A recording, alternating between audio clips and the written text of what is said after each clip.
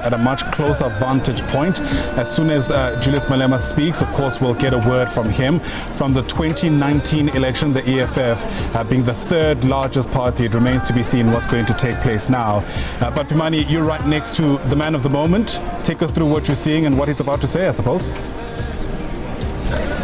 Good morning, Ayanda, and good morning to our viewers. As you've just stated, Mr. Julius Malema has just arrived here at the Mponegele Primary School here in Seshego.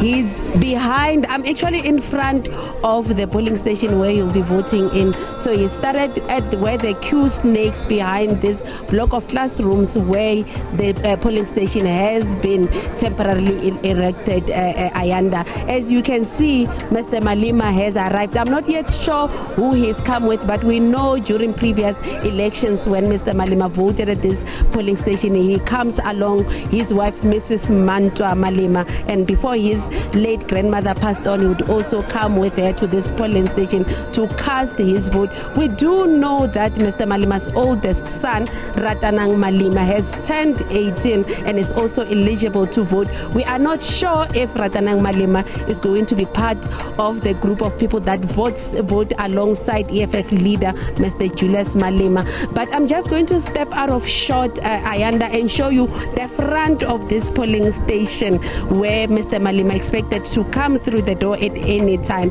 As you can see, there's a makeshift shade that has been made. Earlier we saw party agents from all different parties coming in, taking out elderly people from the long snaking queue and bringing them chairs so that they would sit here in the front. They also brought this makeshift shade so that the older people can be sitting down, and we do know that they are being prioritized in terms of entering this polling station. And in terms of the younger people that are within that snaking queue, they have been asked to be patient to ensure that they too will be afforded that opportunity to enter this polling station in order to vote. We also know, Ayanda, this polling station is one of those here in Limpopo that were able to open by 7 a.m. and people have been trickling in and out, the elderly, the middle-aged, the young, to cast their vote as we await for Mr. Malema to also do the same at this polling station. And we do know that there's about over 2,000 voters on this polling station's voters roll, and the IEC assured us that the past 2 days, people who were enrolled for the special vote, specifically in this polling station, were able to cast that vote. But one of the people who came in very early in the morning is this kind sir who's standing next to me, and we're just going to get his opinion about how the process went.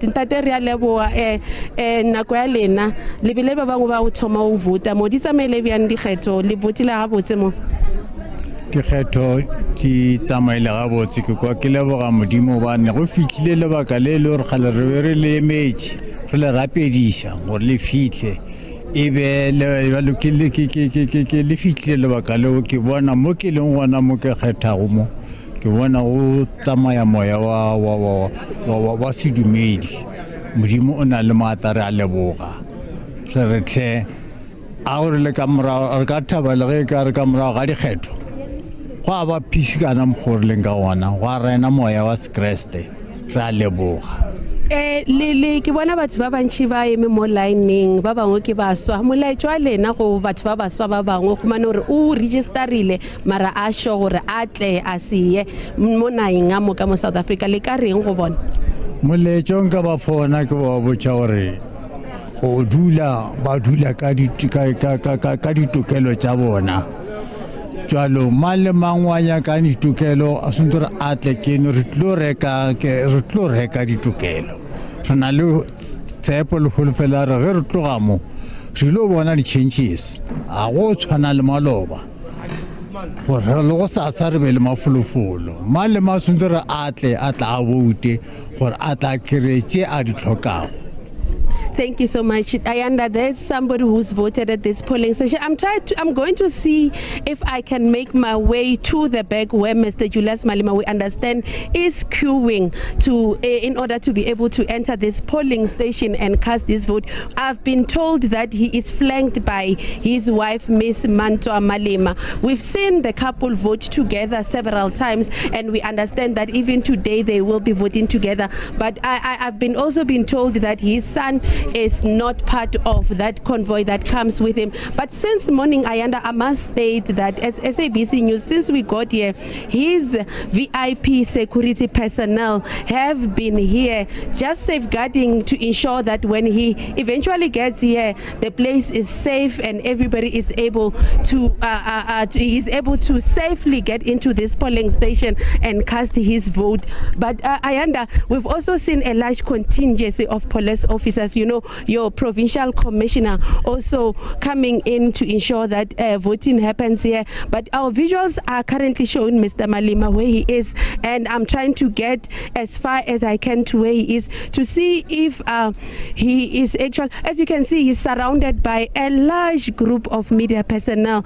I'll try to get there to see if we can get audio of that, to see if he is actually speaking to members of the media, and if we can also deep into that audio to hear what actually he is saying ahead of casting that vote. But you can imagine, Mr. Julius Malema, as you were saying, Ayanda, his party is the third ranking in the sixth administration that is currently being voted out. So he is hoping that he can retain that position or move up a little. We do know that there are 3 provinces across the country where he currently is the official opposition, Limpopo being one of them. I'm sure his party is also hoping to retain that position in those 3 provinces, but also to add to that, to have other provinces where his party, the EFF, can be the official opposition party. But from where I'm standing, Ayanda, I am not sure if Mr. Julius Malema is addressing people over there, and if we can get audio of that visual. But we do have a camera stationed where he is, and you are getting live visuals of that interaction. I don't know if it's Pimani, what we're going to try and do is give you an opportunity then to get a bit closer, because Julius Malema is in fact seemingly speaking to members of the media. Understandably, you were stationed at a different part of that particular region, and you'll worm your way through the media scrum, which usually follows a number of these high-profile individuals. But yeah, I mean, of course, this is largely expected. You know, the leader of the third largest opposition, or the third largest party in the country, is going to attract a lot of attention. But I'm going to use this opportunity very quickly to slip in a word or two with you once again, as we round off our discussion. We're expecting the IEC to actually give a media briefing tomorrow, in the next hour at 1 o'clock. It's, I imagine, the halfway mark type of briefing. Very quickly, what do you expect them to kind of touch on as they give that update? Well, I expect them to firstly indicate how the opening of the voting station has gone, how voting is actually happening, how many people have cast the votes by now or by lunchtime, and then whether everything is intact. And then I believe that from what we have seen already, there is a high level of interest in these elections, and people are really going out in great numbers to vote. Right. And I expect the Commission, therefore, to give us confirmation of that. Absolutely right, Teritilane. Thanks very much indeed. We're going to run back to Julius Malema, who we can now hear, hopefully, speaking to members of the media in Seshego. Take a listen. Can't take him away. Yes, he's also doing his work. So there were system glitches. Our people complained about the system. That's pretty much what we've been dealing with this morning. And there was also tampering with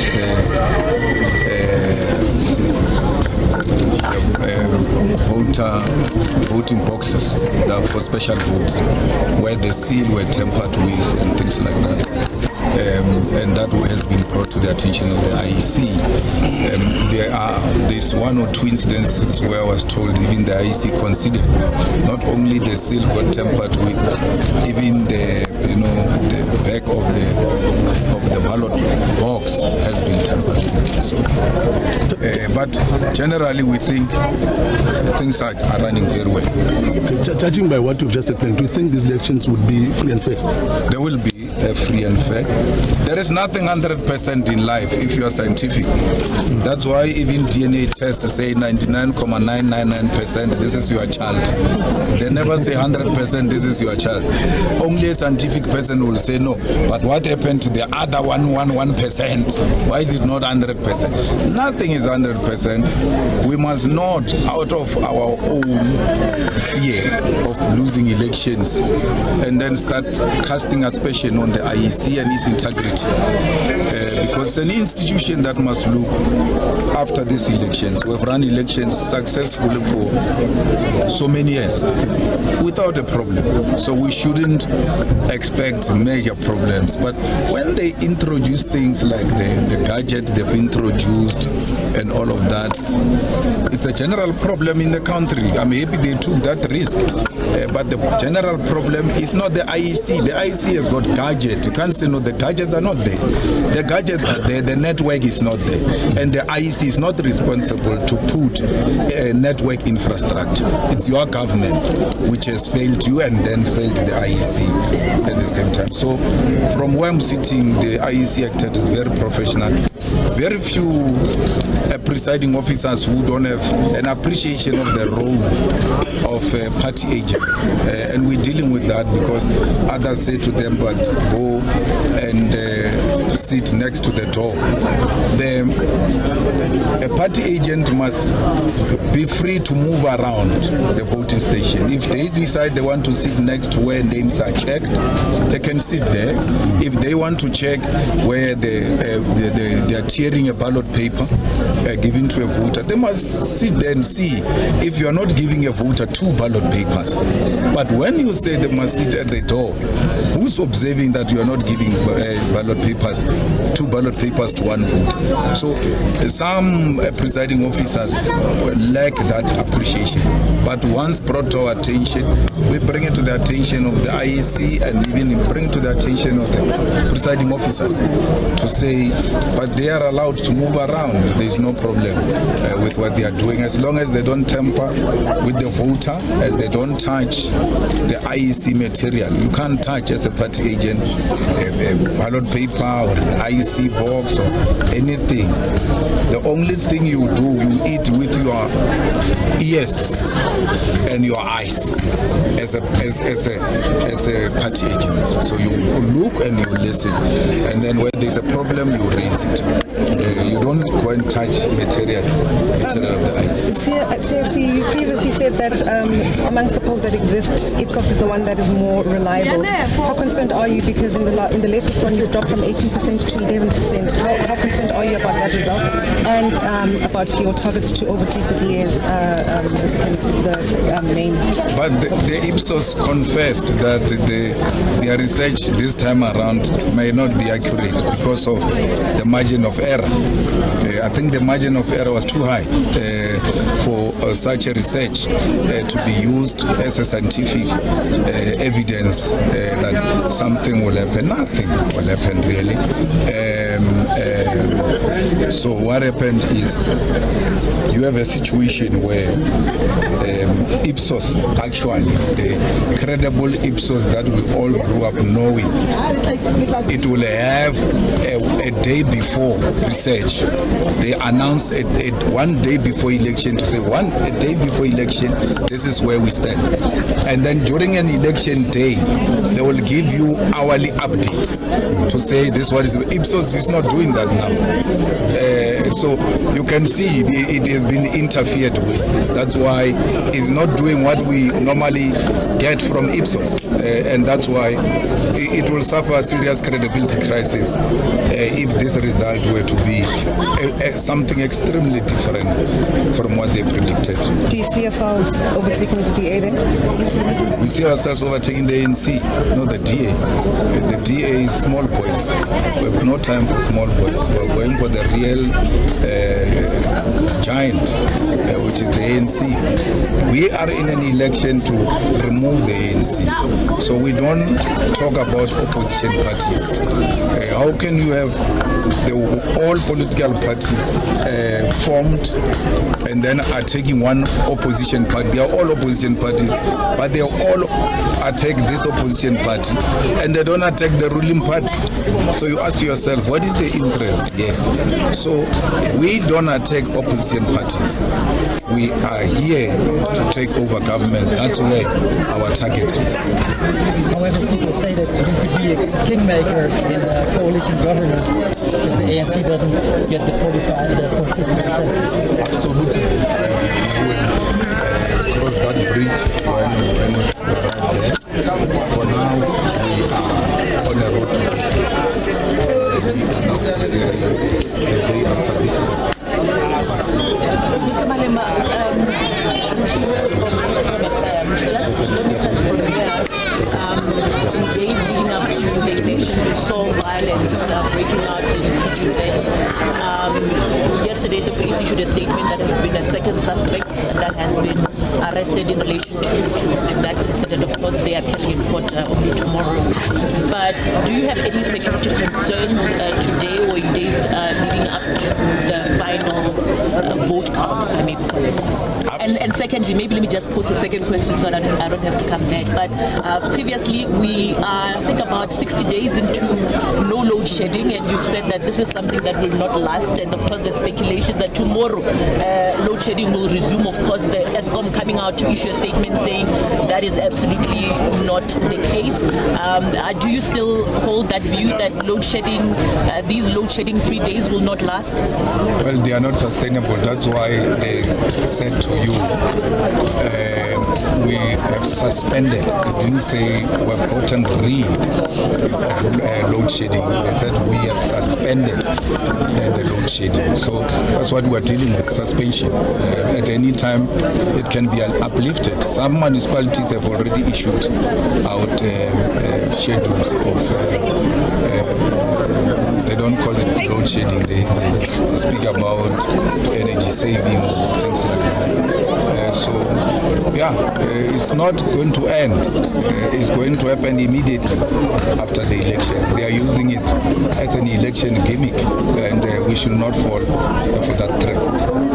As to the violence of Juju Valley, it's a desperation of attention-seeking individuals of no significance in society, that their only relevance is acting in a provocative manner, where a child gets shot and then stays in ICU for a very long time. Since that incident, the child is still in ICU because some fool decided to go and cause fights unnecessarily. And we must see them for who they are. They are stupid. They have been protected by wise collective around them.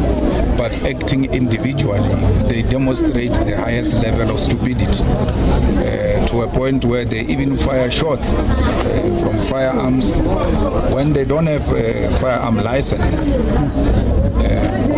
So such people should not find any resonance in our society.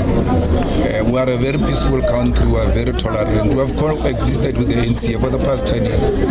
So there is absolutely no problem of violence between the EFF and the ANC. The question should just be what changed. Then you will know what's the cause of the problem.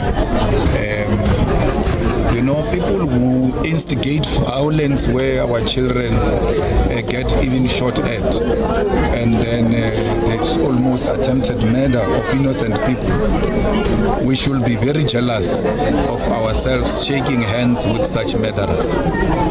Society must not even give them a breathing space. They must be isolated completely by society for engaging in act of violence which compromise innocent lives.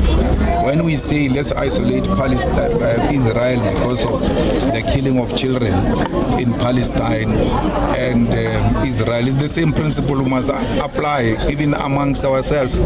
Those who instigate violence which results in killing of innocent children must be isolated by society. The EFF is not involved in the violence of Jujuveli. The EFF will not be involved in any violence.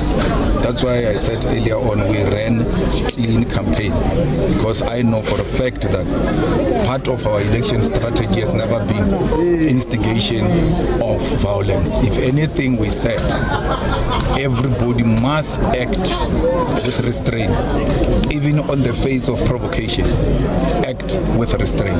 And the same message is being echoed today by the EFF. Whatever amount of provocation, do not respond with violence.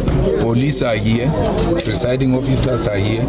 Anyone who acts outside the electoral laws, the police must act with that against that person together with the IEC. So EFF has got no role. The role of the EFF here is to look after its voters. That's why they've got their own table.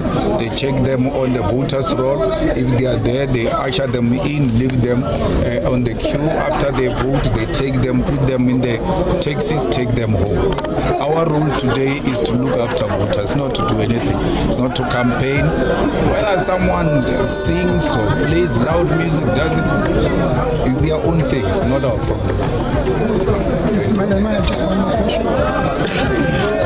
What is your message to the young African child? And what is the EFF going to do about the young African child that has not been done in this country? We'll restore their dignity. We'll give them the land so that they've got a place of their own. Property relations are very important for the dignity of people. So we will restore the land in the hands of the Africans so their children have a better and a great future.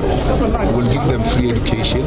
We'll ensure that they go to school free of charge. They don't have to buy school uniform, because the uniform is part of education. So when you say free education, it must come with the whole package of what constitutes education. We'll ensure that every household has got electricity and clean water. Our people have proper roads, and that our children are provided 2 meals per day in schools to fight poverty. Increase the social grants of Logos to 4,000 rand upwards, including the child grant to 1,000 rand upwards. The EFF will eradicate crime in South Africa in such a way that all criminals who have declared war against our people shall be declared enemies of the state, and the state shall act against them in protection of our people. So that's it. And you're asking me a question that wants me to now present manifesto leadership. I'll get into the